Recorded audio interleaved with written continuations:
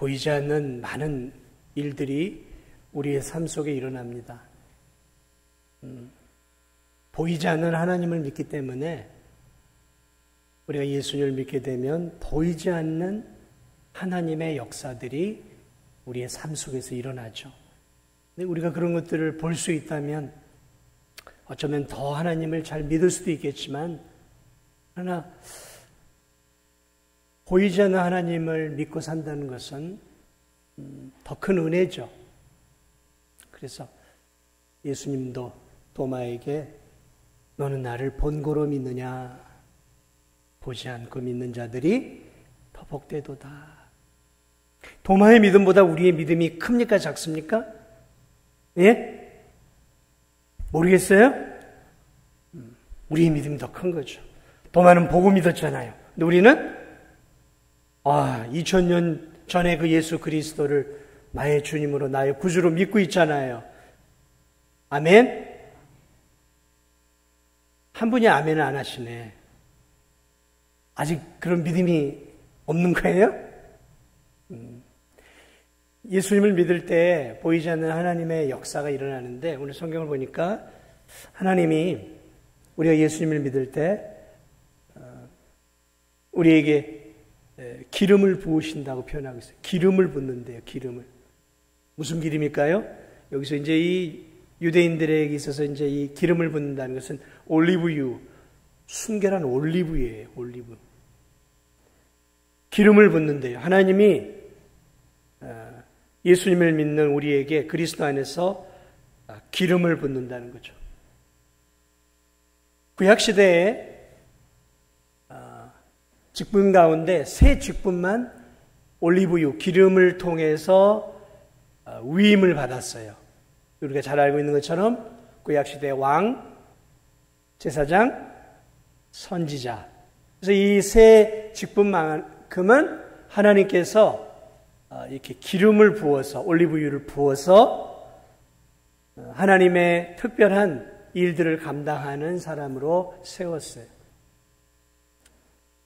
이 기름을 붓는다라는 의미는 신약으로 넘어오면 성령을 의미하는 거예요. 그러니까 이 구약시대에 이 기름을 부을 때 가시적인 성령의 은혜가 기름 붓는 것들을 통해 역사한 것이죠. 오늘 이 성경에서 우리가 예수님 믿을 때 하나님이 우리에게 기름을 붓는다 그랬어요. 기름을 부어준다. 그러니까 하나님을 믿을 때 성령께서 우리 위에 임하고 우리 안에 거하신다는 것이죠. 구약시대에 기름을 붓는 것은 왕과 제사장과 선지자였죠. 하나님의 자녀가 된다는 것은 그래서 구약시대로 표현하면 왕 같은 존재가 되고 제사장 같은 존재가 되고 선지자 같은 존재가 된다는 의미예요. 예수님을 믿는 성도들은, 그래서 베드로 사도는 너희가 왕 같은 제사장이요, 그의 택한 족속이요, 그의 소유된 백성이, 이렇게 표현을 하잖아요. 예수 그리스도를 믿을 때 보이지 않는 성령이 기름 붓듯 우리에게 부어지는 거예요. 그래서 그 성령이 예수를 믿을 때 우리 안에 거하시죠. 우리의 마음속에 거하십니다. 이 고린도 4장을 보면 그래서 이렇게 표현을 합니다. 너희는 너희가 하나님의 성전인 것과 하나님의 성령이 너희 안에 거하시는 것을 알지 못하느냐. 지금 믿음을 갖고 있는 성도들에게 뭐라고 해요? 너희가 하나님의 성전인 것과. 뭐예요? 성령이 부어졌다. 그 성령이 어디에 거하시요 지금? 우리 안에 거하고 계시는 거예요. 그래서 예수님을 믿는 성도들에게 보이지 않는 놀라운 변화의 역사가 일어났는데, 그것이 뭐냐면 하나님이 성령을 기름 붓듯 부어서 예수님을 믿는 저와 여러분들의 마음속에 성령이 내주에 계시는 거예요. 이게 그리스도인이냐 아니냐를 하나님이 나중에 측량하는 가장 중요한 잣대가 되어지는 거예요.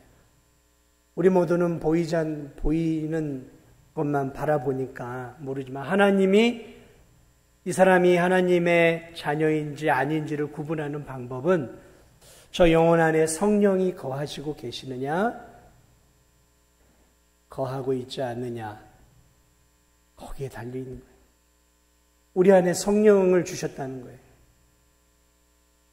근데 우리 안에 성령을 주셨는데 오늘 이 성경을 보니까 이 성령이 우리 안에서 많은 역할을 하는데 특별히 굉장히 중요한 몇 가지 역할을 우리에게 지금 가르쳐 주고 있어요. 그 역할 중에 지금 하나가 뭐냐면 오늘 이 성경을 보니까 22절 볼까요? 그가 또한 우리에게 인치시고, 이 성령을 말하는 거예요. 성령으로 인치시고 보증으로 우리 마음에 보증으로 또 인치시고 보증으로 우리 마음에 성령을 주셨다. 그러니까 성령을 하나님이 예수님 믿는 우리에게 주시면서 두 가지를 한 거예요. 성령으로 우리의 마음에 인을 치고 성령을 보증으로 주었다는 거예요.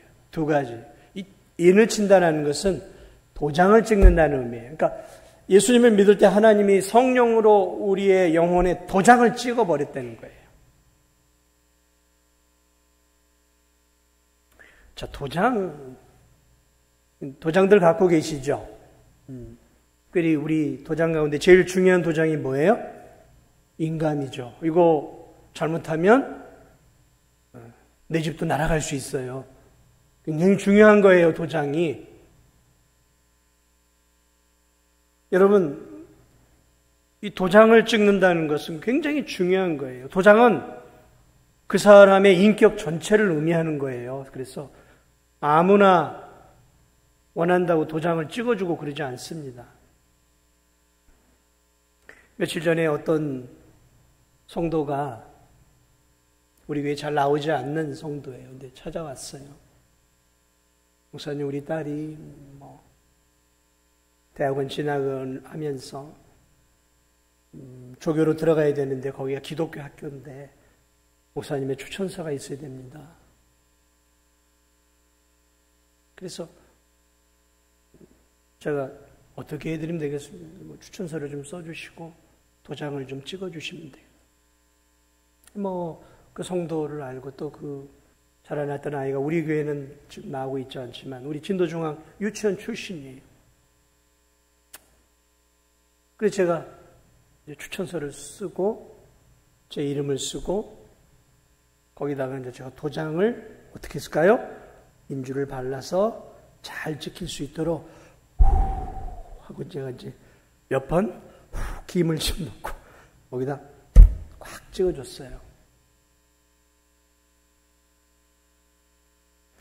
그 도장의 의미는 무엇일까요, 여러분? 제가 그 추천서의 도장의 의미는 무엇이냐면 내가 기록하고 있는 이 내용은 틀림없는 확실합니다라는 확신의 보증이에요, 보증.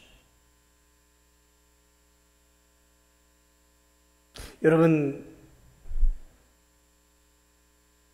보증 잘 써야 돼요. 보증 쓰면 안 됩니다. 보증 쓸 때 제일 하는 일이 뭐죠? 도장 찍는 거예요. 사인, 도장이죠. 이거 잘못하면 패가망신 나는 거예요. 절대로 함부로 막 도장 찍고 사인하지 마세요. 막 해달라고 막 하면 안 돼요. 큰일 나는 거예요. 잘못하면은 집이 날아갈 수 있고 평생 빚더미에 살 수 있어요.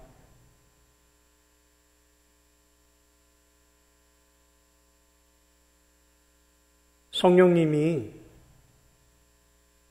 하나님이 성령을 도장으로 우리한테 찍은 거예요. 뭐냐면 확실하게 우리가 하나님의 자녀라는 도장인 거죠.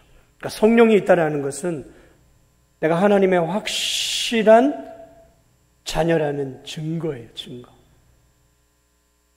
근데 이 도장의 의미는 몇 가지가 더 있어요. 이 도장이라고 하는 것은 여러분 통장을 만들어 보시면 알겠지만 통장을 만들 때 그냥 만들지 않고요. 이렇게 다 하고 그 다음에 이제 제가 사인도 하지만 거기다 가장 중요한 도장을 찍습니다. 왜 도장을 찍을까요? 이 통장은 이제 누구 거죠? 제가 제 도장을 찍어 놓으면 제 거예요. 인을 찍고 도장을 찍는,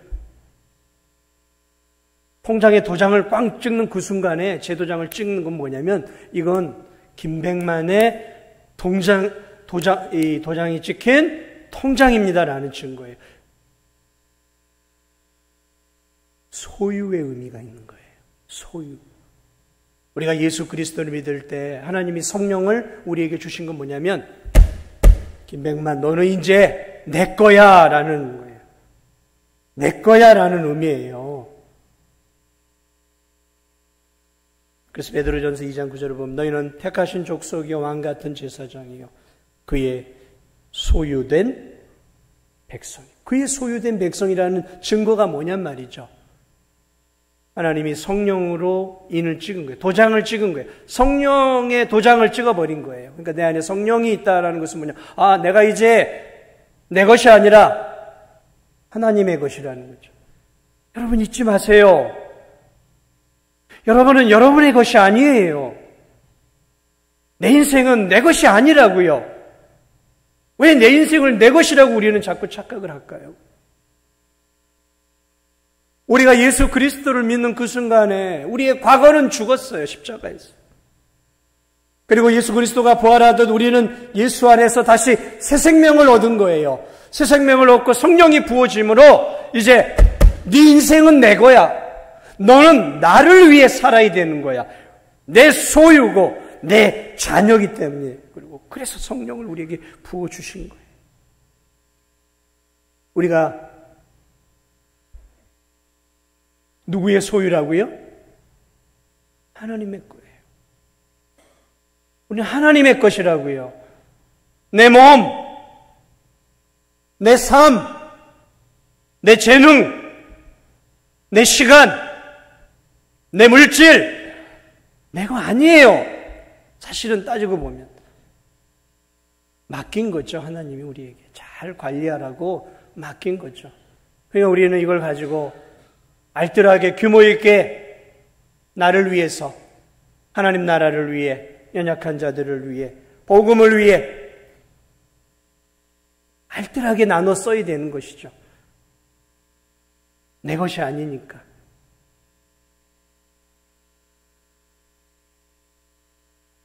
소유의 의미가 있어요. 이 도장을 찍는다는 의미에는 또 하나가 있어요.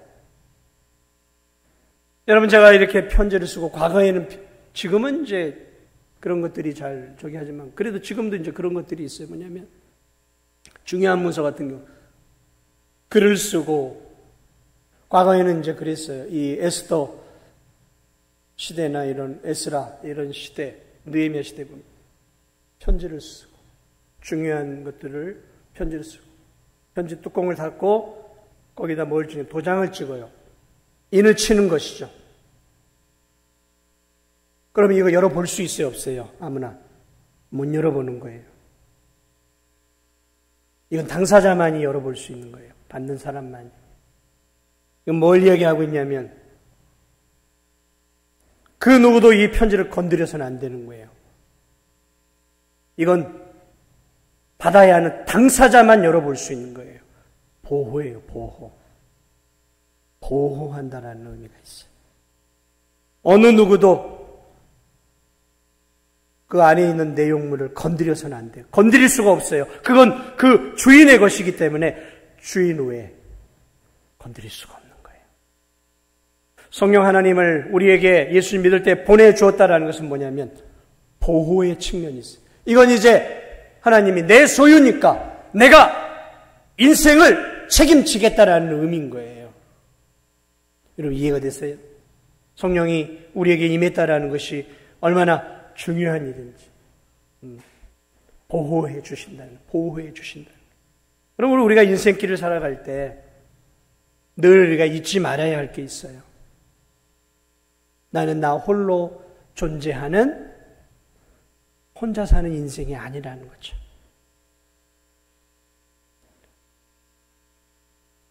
우리와 함께 누가 함께 하고 계셔요? 우리 마음속에 성령 하나님이 함께 하고 계셔요. 성령 하나님. 그러니까 여러분 늘 기억하십시오.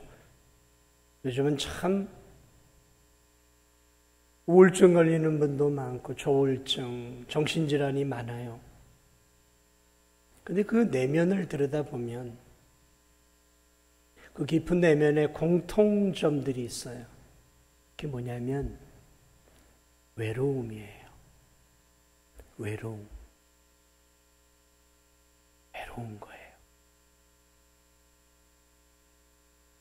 나 혼자라는 느낌.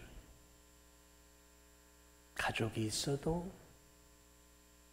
직장생활에 동료들이 있어도, 교회에서 함께 신앙생활하는 성도들은 많지만 외로워요. 아무도 나를 알아주는 것 같지 않은 거죠.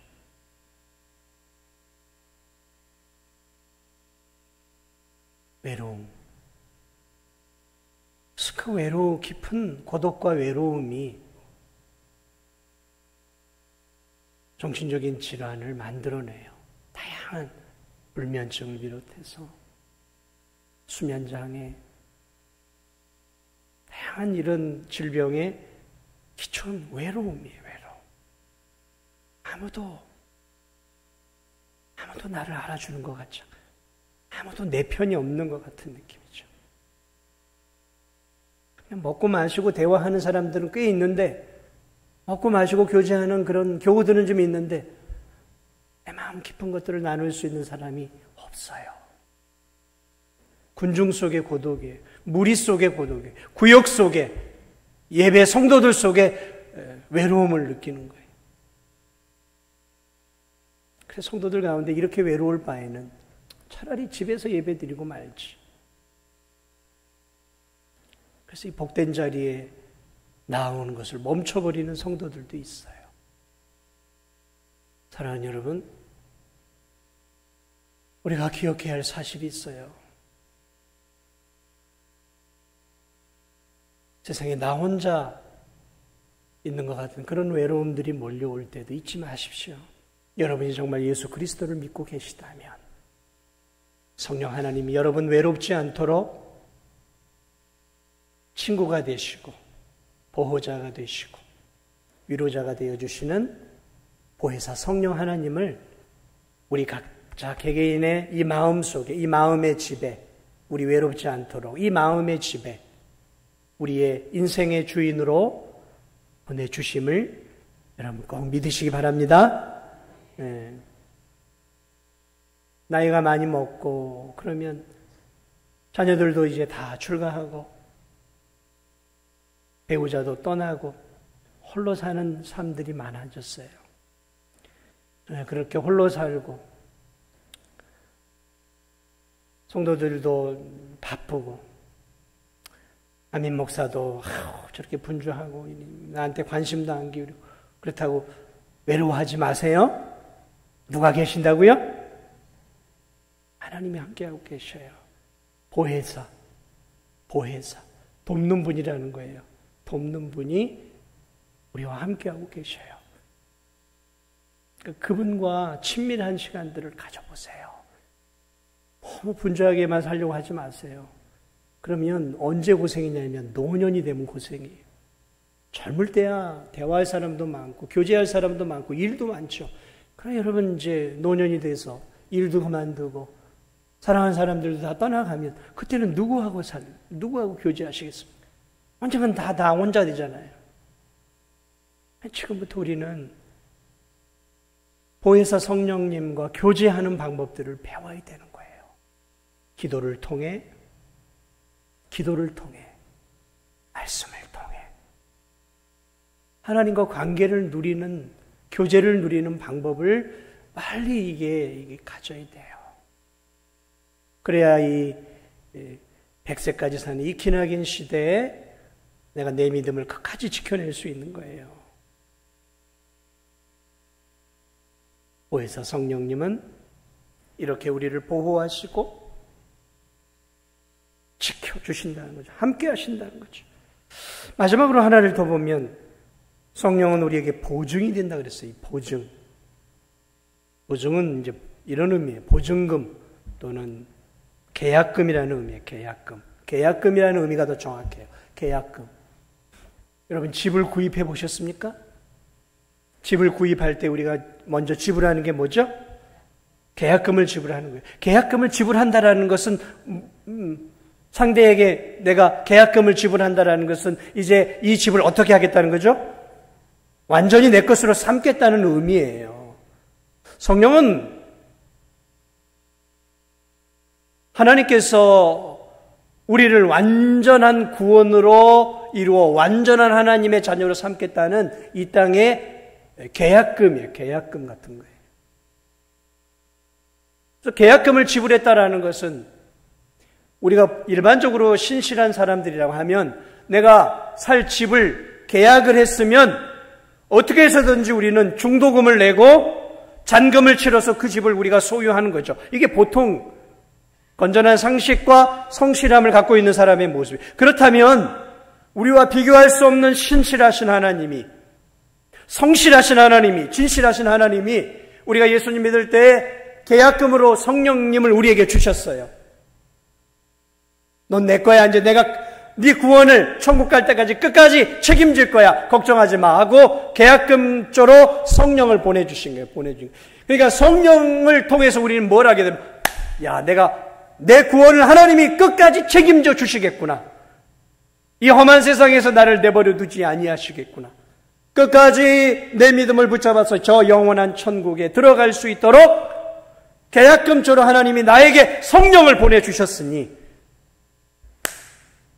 내 구원은 보장된 것이구나. 아멘.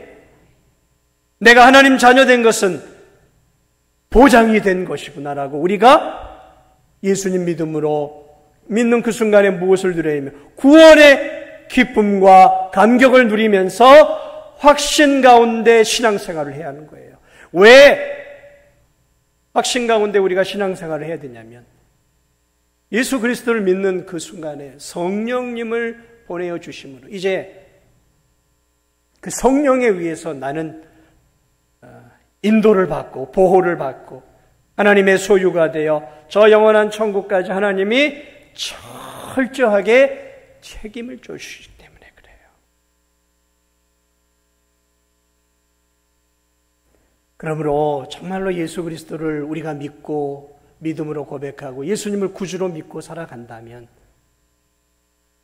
더 이상의 구원에 대해서는 의심하면 안 돼요. 아유, 이번 달은 내가 바빠가지고 한 달에 2번밖에 주일 예배 못 나왔는데 아이고, 내가 이렇게 살아갖고 내가 천국 갈 수 있겠나?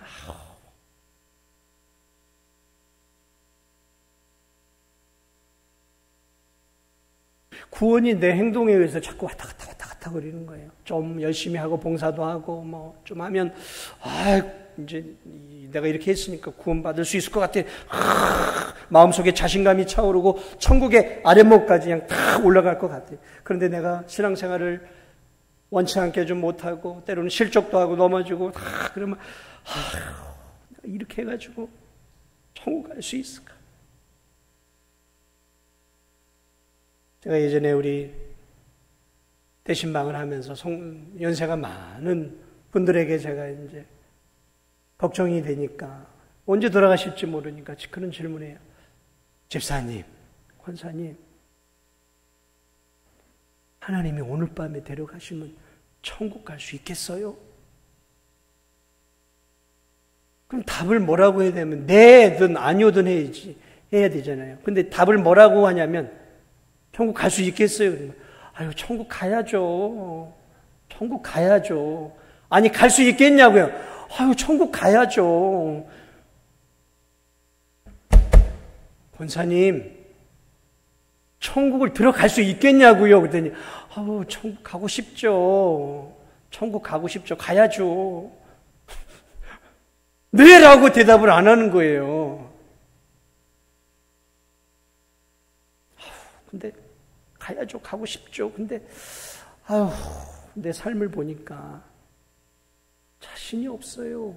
자신이 없다는 거예요. 자기가 하는 행동을 보면서 자신이 없는 거죠. 저도 자신이 없어요. 제 행동을 보면. 저도 제 행동을 보면 자신이 없어요. 저도 제 행동을 보면 못 들어갈 가능성이 훨씬 높아요. 저도 시기 질투도 하고요. 미워하는 마음도 있고요. 때로는 분노도 하고요. 때로는 성질도 내고요. 때로는 치사한 마음도 가져요.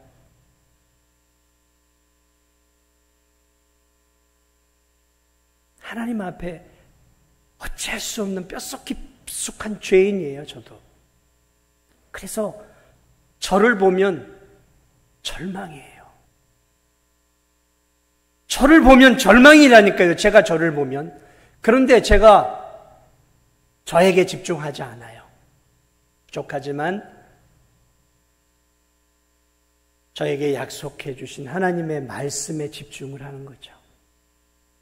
그래, 예수 그리스도를 믿으면 나를 구원하신다는 확신의 표시로 성령을 나에게 부어주시고, 너는 내 거야 라는 성령의 인을 찍어주시고, 너는 내 자녀가 확실해 라는 보증으로 성령을 보내주시고, 너는 어느 누구도 악한 사탄 마귀가 네 영혼, 네 삶 건들지 못해, 그렇게 해서 성령을 보내주시고, 이야, 보증으로 성령을 나에게 보내주셨구나. 이야, 감사하다, 감사하다. 저를 보면 절망이지만 하나님의 약속의 말씀을 바라볼 때 기쁨이 넘치고 소망이 넘치는 거죠.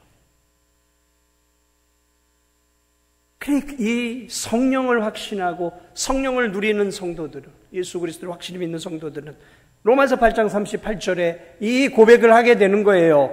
내가 확신하노니 사망이나 생명이나 천사들이나 권세자들이나 현재일이나 장래일이나 능력이나 높음이나 깊음이나 다른 어떤 피조물이라도 우리 주 그리스도 예수 안에 있는 하나님의 사랑에서 끊을 수 없느니라.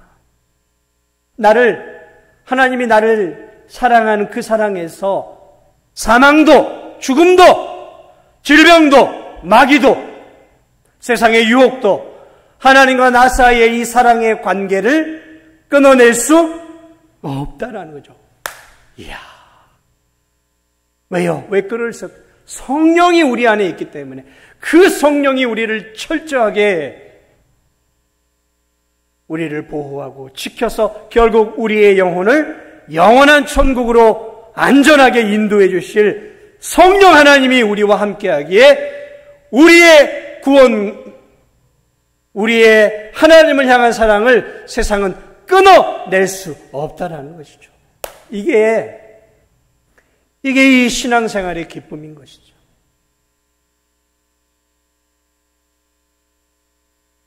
그러므로 결론적으로 제가 드리고 싶은 말씀은, 여러분이 이 성령을 느끼며 살아야 되는 거예요. 그래서 그냥 머리로 아는, 예수님 믿었으니까 성령이 내 안에 있겠지, 이런 신앙인과, 그것도 중요하죠. 그러나 하루하루를 살아가면서 성령께서 나와 함께 하심을 내가 체험하고 경험하고, 성령을 통해 응답이 오고 성령이 나를 도우시는 것들을 체험하며 살아가는 성도의 삶은 그래서 완전히 다른 거예요. 성령을 체험하지 못하고 성령을 느끼지 못하고 살면 그 신앙이 몸이 건조한 거예요. 머리로 아는 거니까 믿긴 믿어도 머리로 아는 신앙은 드라이한 거예요. 드라이해요. 건조해요. 그러나 그 성령을 기도 가운데 경험하고 말씀을 읽고 예배를 드리는 가운데 그 성령의 은혜를 내가 내 안에 성령이 계심을 경험하면서 살아가면 우리의 인생길이 즐거운 것이죠. 좁은 길을 걸어가더라도 밤낮 기뻐할 수 있는 것이죠.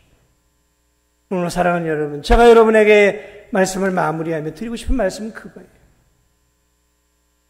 아는 것도 중요해요. 믿고 아는 것도 중요하죠. 그러나 이제 우리에게 더 중요한 것은 경험하는 거예요. 경험. 체험하는 거죠. 체험하는 거, 경험하는 거죠. 그게 우리에게 필요한 거예요. 저와 여러분에게 정말 필요한 것은 경험과 체험이에요. 체험. 그리고 주의 말씀대로 살고 말씀을 붙잡고 힘을 다해 살아가는 성도들에게 하나님은 성령이 함께하고 계신 우리에게 경험시켜 주시고 체험시켜 주시는 거죠. 하나님 나와 함께하고 계시구나. 그럴 때 우리의 신앙은 비로소 역동적인 신앙이 되어지는 거예요. 기뻐하며 살 수 있는 거라고요. 감사할 수 있는 거예요. 나 혼자일 때도 감사할 수 있고 내 사업이 안 되고 내 삶이 힘들어도 나와 동행하시는 그 하나님으로 감사할 수 있는 것이죠. 성령이 계시네 할렐루야 함께 하시네 좁은 길을 걸으며 밤낮 기뻐하는 것 주의 영이 함께함이라.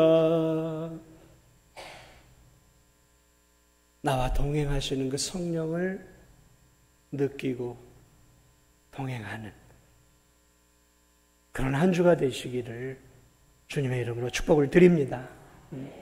기도를 통해, 말씀을 통해, 예배를 통해, 또 민감한 영적 민감성을 통해 늘 나와 동행하는 성령의 은혜를 누리며 살아가는 우리 성도들 되시기를 예수님의 이름으로 축복을 드립니다. 우리 찬송